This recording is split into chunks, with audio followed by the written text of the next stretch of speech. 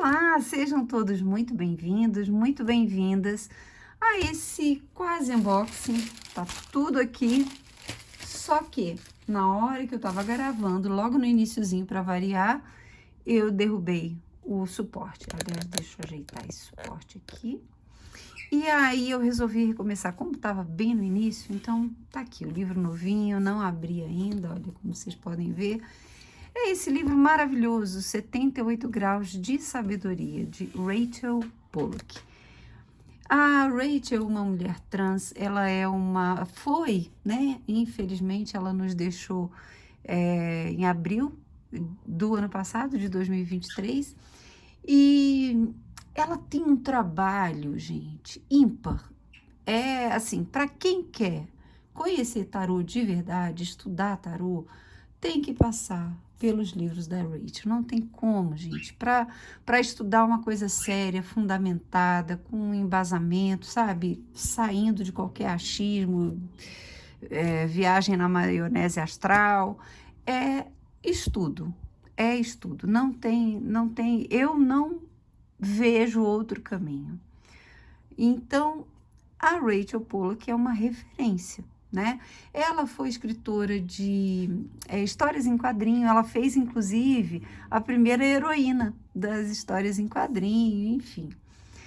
E tem inúmeros livros, né? De tarô e outros mais. Eu estou lendo esse aqui, ó, da falta muito, mas que livro, gente, que livro. Caminho Esotérico do Tarô. Tem o unboxing dele aí no canal. Então, esses livros, não todos, não. Só em português, eles estão aqui no canal, na playlist de livros de tarô, tá? E eu acho que na de unboxings e resenhas também. Eu tenho esse aqui, é muito antigo, ele é todo em inglês. É o novo livro de tarô de mão, né? Como se fosse um resuminho, assim. Mas ele é muito interessante, inclusive, gente, por exemplo, vou pegar aqui, ó, deixa eu ver qual é esse arcano aqui. O Sol. Então, tem as palavras-chave, tem o texto, né? O significado divinatório no sentido invertido. E aqui, todos eles têm uma leiturinha de cada arcano. Então, por exemplo, a leitura do Sol, ela põe aqui a ordem das cartas e fala o que está claro sobre uma questão ou situação, o que está encoberto, o que me ajuda a ver claramente, o que me confunde, como eu posso simplificar esta questão ou situação, trazendo toda a clareza, o discernimento, né? A expansão de consciência que o Sol nos traz. Então, é muito interessante esse livro, mas é em inglês, que eu saiba, não tem a versão dele em português. Eu tenho outro livro dela, que é este aqui, só que dos arcanos menores.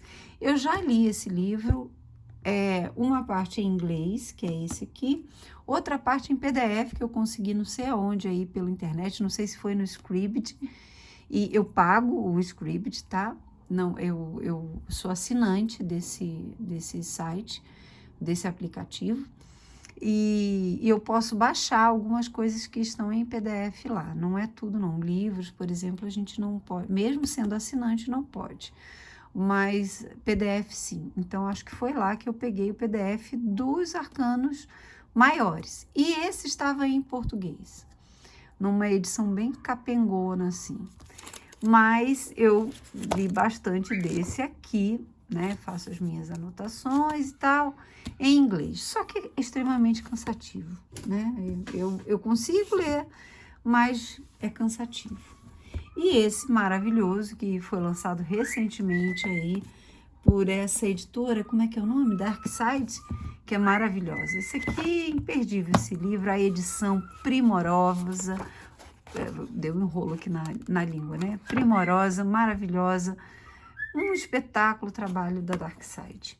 E aí, eu vi, tava bem barato esse livro, tava em torno de R$40 agora. Hoje, gente, é dia 19, eu vou publicar hoje mesmo esse vídeo, tá?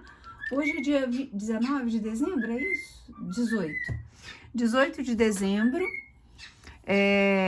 E eu... Meu Deus, desculpa aí o passarico, gente. Eu vou publicar hoje mesmo para vocês, tá?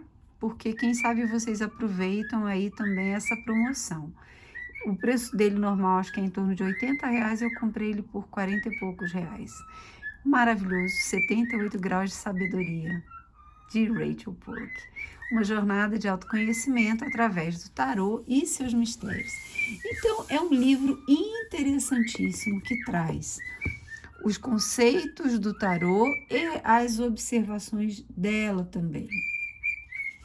Tem aqui, né, um comentário do Léo Chioda, do Prefácio à Edição Brasileira. É um rapaz que tem um trabalho interessante também. Ele trabalha no site Personare. E é uma edição revisada, inclusive com uma nova introdução dela. Ela faz uma parte em relação a essa edição antiga. Da editora Pensamento. Olha, as publicações de 80, 83, 97, 2007, 2019 e 2020. Essa é a primeira edição aqui da editora Pensamento de 2022. Aqui a dedicatória. Aqui o sumário, né? Prefácio à edição brasileira e aqui o prefácio à terceira edição. Se eu não me engano, tenho quase certeza, pelo que eu lembro de ter lido, é dela, da própria Rachel Pollock, que refez o prefácio das primeiras edições, em relação às primeiras edições, né? Então, aqui, parte 1, os arcanos maiores, parte 2, os arcanos menores, e parte 3, leituras. Tipos de leituras, como usar e o que aprendemos com as leituras de tarô. E aquela parte que eu amo, que é a bibliografia. Não reparem que não, gente, isso aqui é alguma tinta, alguma coisa que eu não sei. Enfim, sujeira, né, não, tá? Prefácio à edição brasileira do Léo Chioda.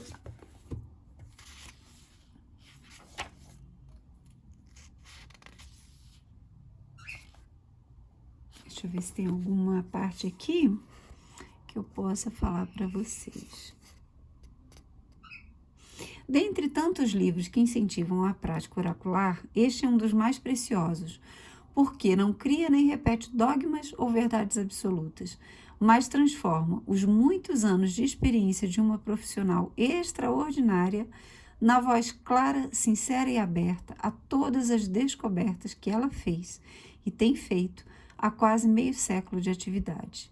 Não é gratuito o sucesso de 78 graus de sabedoria no mundo todo, mas um fenômeno justo, porque é uma obra diferente, fora do convencional e ainda assim muito basilar e atenta ao que um leitor de tarô procura e precisa. Com essa obra de Rachel Pollock, editada com primor pela editora Pensamento, damos mais sentido ao tarô, mais significado ao ofício de interpretar os símbolos e mais propósito à nossa vida. É sensacional, gente. Aqui, o prefácio, né? A terceira edição. Ela coloca aqui um elogio, né? Ao livro. E ela fala, uma experiência estranha ter escrito um livro que muda a vida das pessoas de uma maneira tão profunda e importante. Olha que coisa linda. A forma como ela escreve e, felizmente, a forma como os livros dela são traduzidos é muito agradável, torna a leitura muito dinâmica, torna a leitura, sabe, bem palatável, bem compreendida, assim, nos seus pormenores. E ela é uma leitura profunda, complexa, mas que torna todo o processo agradável. Tem livros que são muito interessantes, por exemplo, o livro cadê ele? Do Robert Wang. Ele tá lá na minha prateleira, não vou pegar agora não. É um livro interessante, mas já é uma linguagem mais complexa. Os livros dela são interessantes, são agradáveis, sabe? Quando você lê e não se cansa, exceto quando é em inglês, né? Mas ainda assim é uma leitura bastante agradável. Então, ela fala aqui, vamos finalizando, né? Em 2018 ela falou: quando escrevi este livro pela primeira vez, não fazia ideia de que ele seria impresso por tanto tempo, nem que afetaria a vida de tantas pessoas. Apenas tive a sensação de que havia algo a dizer sobre o tarô, um tema que adoro e que possivelmente essa abordagem particular nunca havia sido levada em conta, pelo menos não dessa maneira. A resposta de tantas pessoas que compartilharam o que a obra significou para elas, não apenas em sua compreensão de tarô, mas em sua vida, tem sido um incrível presente. Rachel Polk, Hudson Valley, 2018. Não sei se é assim que pronuncia, gente. Enfim. Aqui a gente entra ela tem o verso, né, da edição de Waite. Então, ela se baseia quase sempre em Waite. Então, ela vai falar muito sobre o tarô dela, o tarô de Waite, né, de Pamela e Waite, mas também do dela. Ela usa muito exemplos, referências do deck dela, né? Que é Sagrado Feminino, eu não me lembro mais. Não é Sagrado Feminino, não, gente. Tem um nome aqui, quando aparecer. É porque geralmente eu vejo, né, as referências aqui no livro em inglês e aí eu não consigo achar. Deixa eu ver se eu acho aqui, que é mais fácil. Que ela, olha, aqui, ó. Shining Tribe. Shining Tribe. Ou uma tribo radiante, será que é isso? É mais ou menos isso. Então, vamos lá. As origens do tarô, que são sempre incertas, são sempre confusas. Há quem defenda, né, a origem que vem lá do Antigo Egito, essa origem mais hermética, cabalística.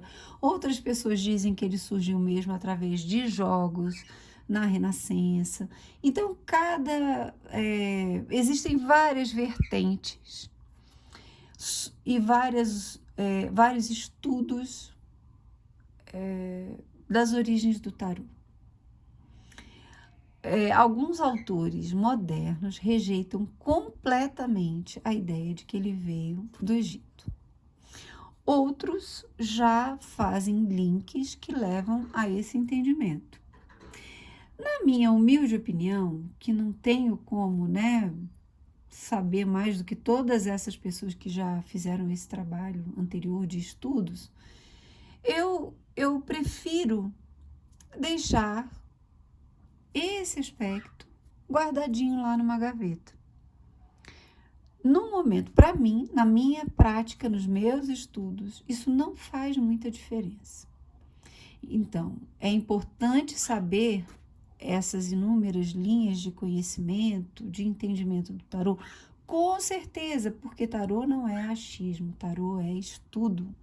Tarô, na minha opinião, eu posso estar errada, tá? E também não é crítica a nada, nem a nenhum tipo de prática, né? Com o tarô. Para mim, no meu conceito, eu considero que o tarô, ele tem estrutura, ele tem porquê, ele tem base, ele tem lastro. Então, eu preciso saber disso tudo. Eu não posso simplesmente, eu sinto, eu vejo, eu penso e imagino. Não. Ele tem um porquê. Esse porquê, é óbvio, ele tem origem na escola que desenvolveu aquela teoria. Então, o que eu entendo sobre a história do tarô existem algumas possibilidades a respeito da origem do tarô, porém, cada linha de conhecimento veio construindo o conhecimento do tarô encaixando dentro daquilo que acreditava ser o tarô. E é por isso que essas versões estão todas aí, todas igualmente interessantes e todas igualmente disponíveis para aprofundarmos os nossos estudos, né, e os nossos entendimentos. Mas eu penso que é possível conhecer, é possível escolher aquela que mais se adapta à sua prática e, a partir daí, desenvolver a sua forma de ler o tarô. Né? A partir de um ponto do conhecimento, você cria a sua prática. Então, isso é bastante interessante, né? As diferentes versões do tarô,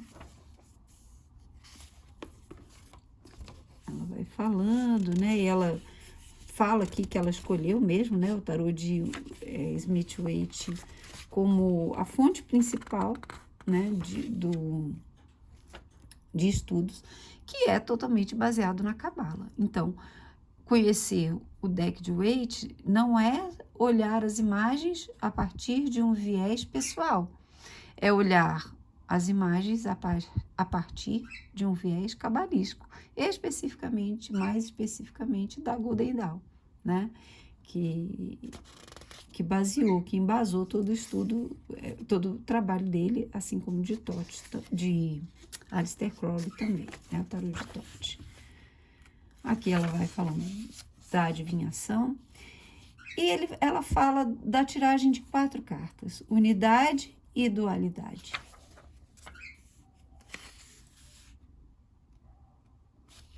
Ela joga com as cartas, né, e a correlação entre elas.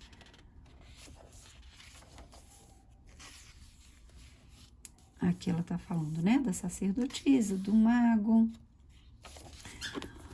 O objetivo dos arcanos maiores é duplo. Em primeiro lugar, ao isolar os elementos de nossa vida em arquétipos, eles nos permitem enxergá-los em suas formas puras, como aspectos da verdade psicológica. Em segundo, eles nos ajudam a resolver efetivamente esses diferentes elementos, a seguir passo a passo pelos diferentes estágios da vida até chegarmos à unidade. Na realidade, talvez a inocência simbolizada pelo louco nunca tenha existido. Olha que interessante essa frase. De qualquer forma, nós a percebemos como algo perdido.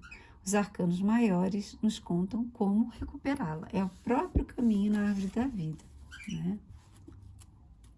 Então, eu entendo profundamente quando ela fala desse caminho, dessa volta, desse retorno, da função do tarô, dos arcanos, como um espelho do nosso inconsciente. Ele funciona especificamente na relação do tarólogo com o seu deck. Mas quando se aplica a uma outra pessoa, esse trabalho precisa ter esse aspecto, né? De colocar a pessoa, através da conversa, através da troca, inserida naquela realidade, naqueles arcanos. Então, o tarô, ele é um campo, assim, para mim, infinito de possibilidades, infinito. Assim como é a vida, né? Infinito em possibilidades. Panorama. As cartas como uma sequência, então ela vai falando, né? Da progressão. Às vezes pode ser o louco como um elo, então do mago até o mundo, ou ao contrário, do mundo até o mago louco. A árvore da vida, ela tem esse caminhar de ascensão de Malkuth, que é a terra, até Keter, que é a coroa, que é a unidade. Então, ela sobe ali da carta do mundo e chega lá no mago, ou no louco. As cartas como uma sequência, as 3 áreas de experiência. Os trunfos iniciais, símbolos e arquétipos. Então, aqui ela começa falando, por exemplo, do louco. Ela vai usar as imagens do tarô de Waite, aqui Wirth, Oswald Wirth, que digamos assim, ele intencionalmente ele trocou as letras hebraicas relacionadas. Gente, é tanta informação que você fica meio, né, perdido, mas a princípio essas letras hebraicas elas foram trocadas principalmente por Eteila, e Wirth segue essa linha, para que fosse reconhecido o verdadeiro iniciado, aquela pessoa que realmente conhecia o caminho da verdadeira vontade, iria perceber essa troca, entende? O louco tem uma grande explicação, ela tem uma cultura, um conhecimento tão abrangente, gente, que a leitura é tão rica.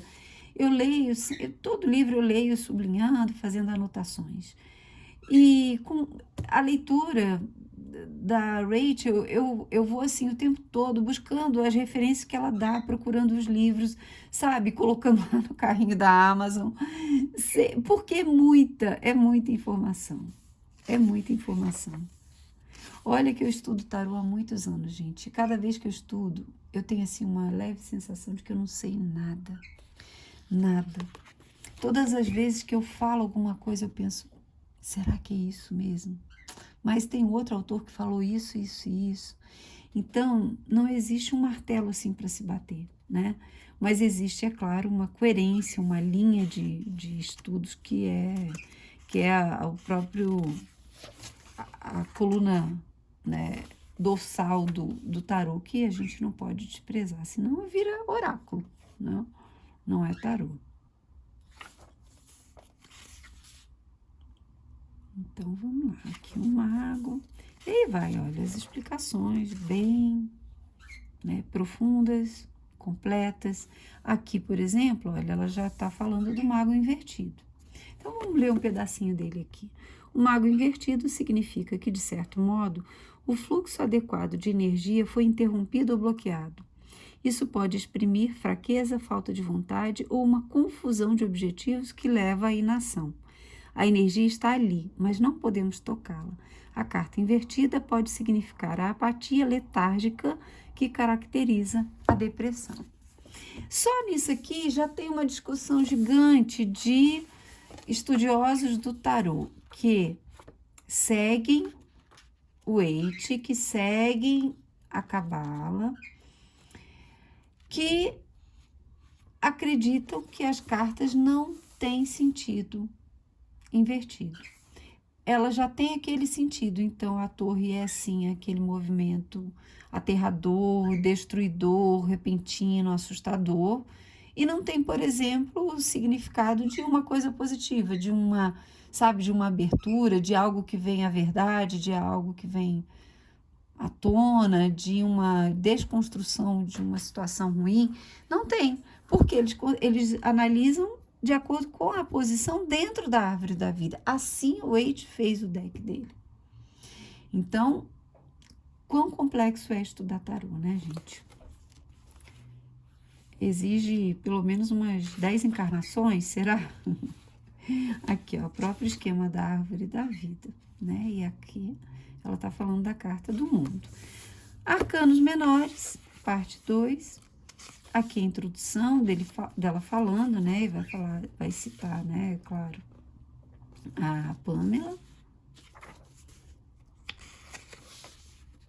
Olha, como o tarô Waite Smith exibe cenas muito vibrantes, as fórmulas ou os comentários pertencentes a cada carta servem apenas como pontos de partida.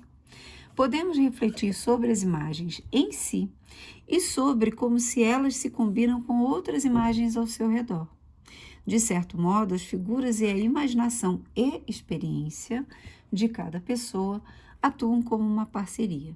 Em cada leitura ou em cada meditação ou reflexão, podemos olhar para cada carta como uma experiência recente.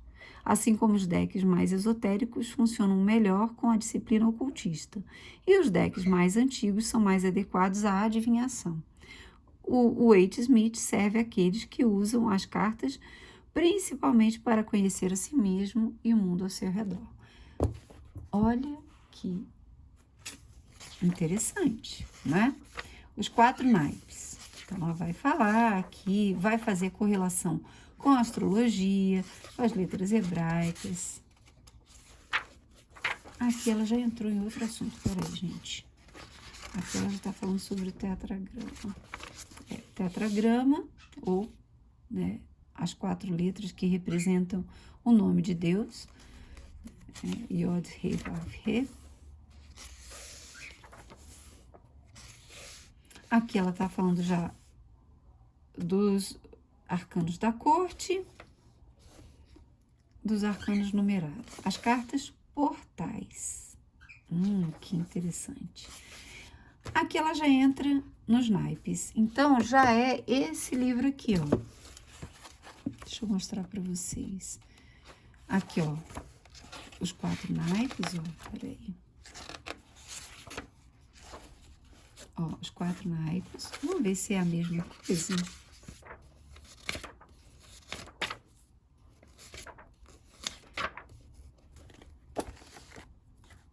Exato, é a mesma coisa. É exatamente o mesmo texto que eu quero dizer, né? Aí, aqui, já começa, então, nessa parte direta aqui, né? O mesmo esquema, olha. As cartas portais, eu acho que mais completo, talvez. Aqui, por exemplo, olha, ela não tem essa parte em que ela cita os arcanos da corte, os menores. Aqui as cartas portais.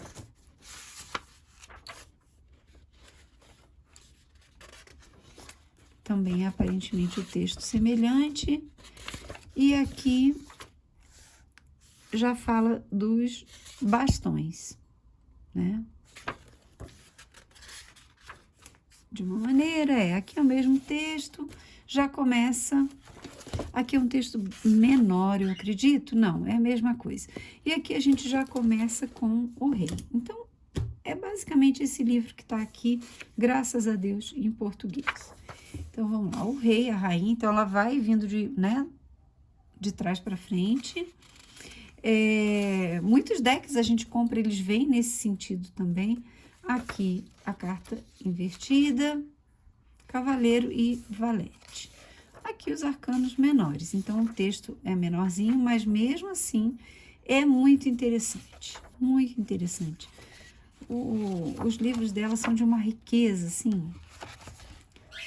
Aqui já é o naipe de... Então, vamos lá. Paus. Copas, né?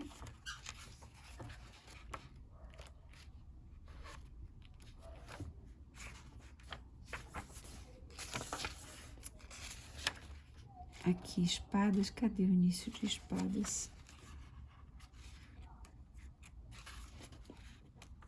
Aqui. Espadas e pentáculos ou ouros, né? Então, a gente vai até o final. E a parte 3, leituras. Então, vamos lá. Não lembro se tinha aqui, gente. Eu já li esse livro há tanto tempo. Olha o estado dele, quanto ele é velho. Eu acho que aqui tem. Ela deve ter unido, a editora Pensamento, né? Unido os 2 livros, o de arcanos maiores e o de arcanos menores, numa só... Eu pego informações de lá e de cá.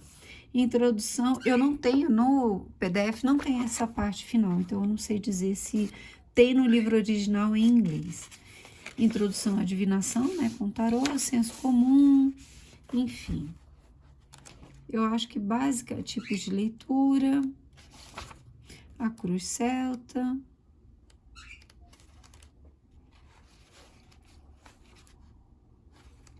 Uma outra leitura, vamos lá, para o português, que eu acho que é a mesma coisa. Introdução, o senso comum, como tinha lá.